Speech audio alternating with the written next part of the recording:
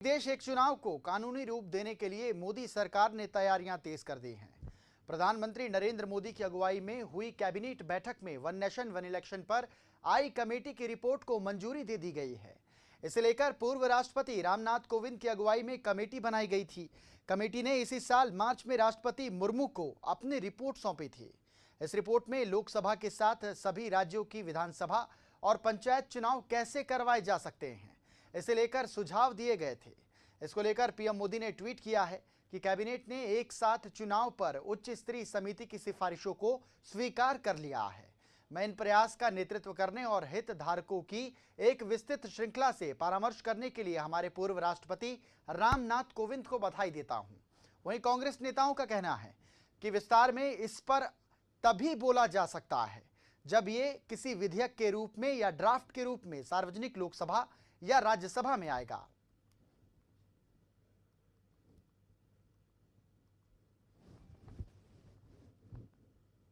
आज के समय से और आज के संविधान की जो व्यवस्थाएं हैं उसके तहत ये प्रैक्टिकल है, संभव ही नहीं है। प्रैक्टिकल की बात ही नहीं है, ये संभव ही नहीं है।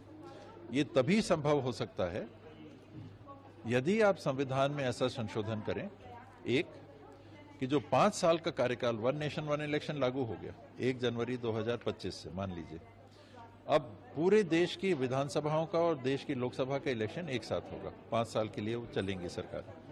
2 साल बाद सरकार गिर जाती है, कहीं की किसी राज्य की या केंद्र की सरकार 2 साल बाद गिर गई। आज संविधान का प्रावधान है कि सरकारें 5 साल के लिए चुनी जाएंगी।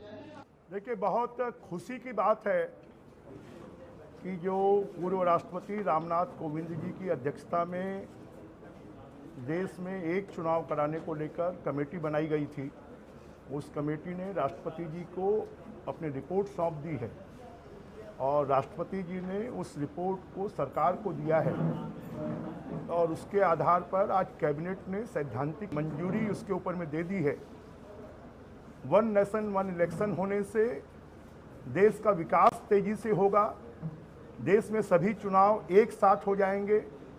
जो आचार संहिता के कारण विकास के काम रुकते हैं, समय बर्बाद होता है और बार बार लोगों को चुनाव में जाना पड़ता है, और एक साथ चुनाव होंगे तो ये देश के विकास के लिए एक बहुत बड़ा कदम होगा। और मैं इसके लिए आज मोदी जी की कैबिनेट ने इसको सैद्धांतिक स्वीकृति दी है, इसके लिए बहुत बहुत बधाई और शुभकामनाएं देता हूं।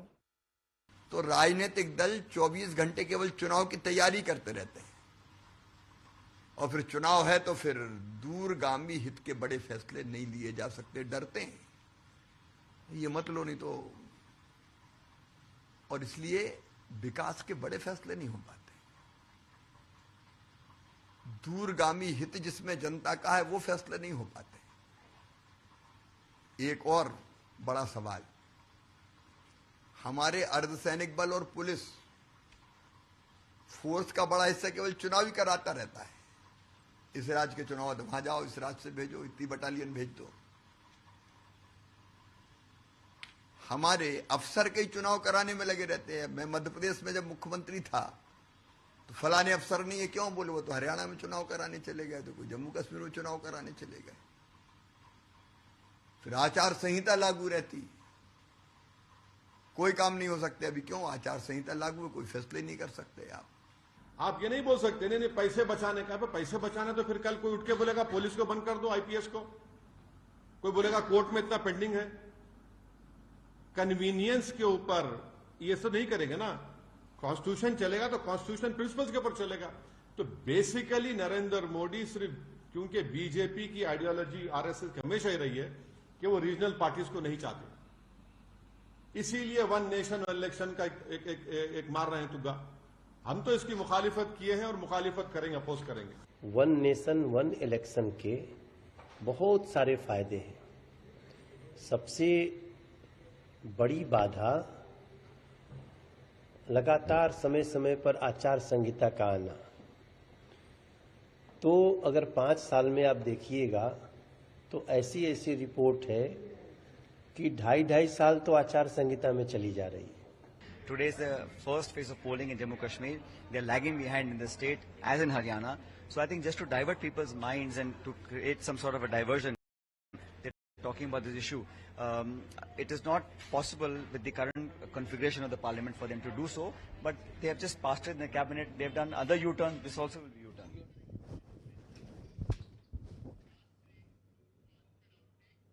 इधर